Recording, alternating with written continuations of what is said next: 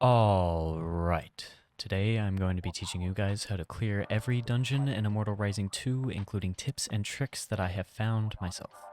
This guide is going to go very fast as I like to keep things short and efficient, so hopefully you can keep up. Before we start, make sure to check out the links in the description for my builds document going over the best builds I have found.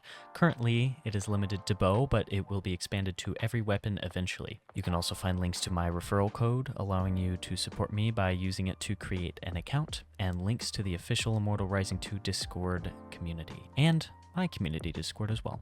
I would like to quickly thank Austin Matrix and Reese's for an addition to this guide. Alright, let's go. Here are the basics for all dungeons. Each dungeon has two functions, clear and enter. Enter means you enter the dungeon to challenge the boss on your current stage level to get rewards and progress to the next stage if you are able to kill the boss. And clear means you will automatically complete the last completed stage and get its rewards. This is useful when you are stuck on a stage and just want to claim rewards fast. The obtainable reward track at the bottom shows you rewards for the percentage boss health you have done before you clear that stage. And this treasure chest is pretty cool and very important. During the week, when you clear dungeons, you will fill up these treasure chests. At the end of the week, on Wednesday at 0 Universal Time, yes, you will be able to claim your choice of 1, 2, or 3 items, depending on how many dungeons you cleared from this chest, or a large amount of black market stones. This is what I recommend personally. If you are double S Awakening or lower, and you get 3 Awakening Stone drops on the Rift of Trials, get those. If you are triple S Awakening, or you get 2 or less Awakening Stone drops, get the Black Market Stones. This will vastly increase your rewards. Lastly, of course, every dungeon's drop size increases per stage, if it wasn't obvious.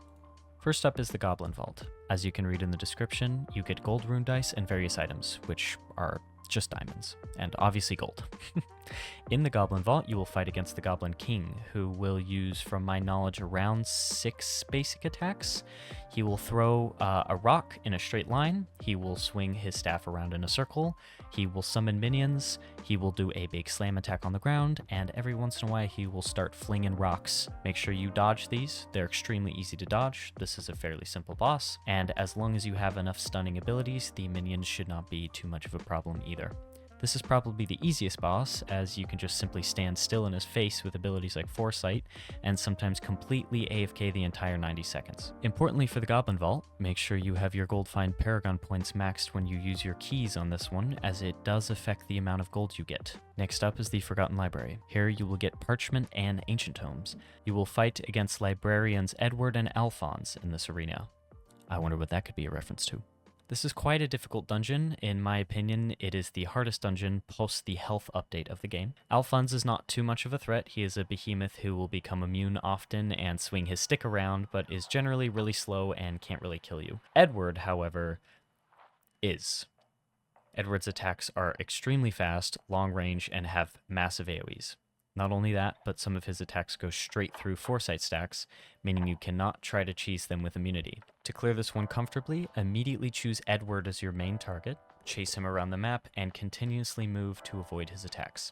The Cursed Armory used to be the hardest dungeon, but ever since the health update it's gotten quite a bit easier. In this dungeon you will earn lots of forge stones, equipment, and importantly past I believe stage 33, you will start earning gear fragments. These will eventually be used to upgrade triple S gear when it releases. In this dungeon, you will face an army of ghost warriors, including sword bearers and bow wielders. Your goal is to kill the determined amount of enemies within the time limit. This dungeon has one simple strategy. Frantically run around in a circle? No, I'm not kidding. Unless you have a lot of lifesteal and triple dash with Foresight, you are not going to really be able to stand still in front of them. By running around in a circle, you will dodge almost all the sword attacks, and when you see bow users, you can just try to avoid them. They are your only threat. Rift of Trials is where you will get your Awakening Stones. These are the stones used to get your Awakening rank increased. If you are still SS rank or lower, I highly recommend using all your golden keys on this one. This boss is special, they are extremely tanky, and they have a stun bar, which I will explain. Oh, and the Goblin King has the same stun bar. This boss has around 4 to 5 attacks. They will either launch a purple hand in a straight line, create a ball of energy that flies around in a circle until it hits you, Create a circle of green projectiles that can be dodged, and create a wave of enemies. None of these attacks can go through Foresight and therefore shouldn't be a problem, however they are quite frequent, so keep an eye on your Foresight stacks. However, this boss does have an ultimate attack called Sphere of Destruction.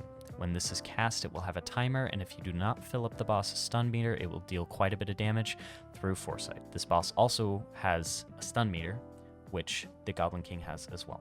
It is a little green bar under the health. When this fills up, for a few seconds you will do way more damage to the boss, and it won't be able to attack. This is filled up by any stunning abilities. Finally, the Scarecrow dungeon is where you can go to test your build and gain gems. In the ranked mode, you have 30 seconds to do as much damage as possible to the Scarecrow, and over on the left of the main screen, you can claim a lot of gems based on how much damage you have dealt. In the practice mode, you can control every aspect in the Scarecrow, including what type of enemy it is, and how many of them there are. And that is all the dungeons, what they drop, and how to clear them. Once again, please check the links in the description for build guides, and my referral code, and the community discords. And if you found this video helpful, please leave a like and subscribe. If you have any questions regarding anything about Immortal Rising 2, please ask them in the comments or in my community discord, and I will respond as soon as possible. Thank you for watching. Have a very nice day.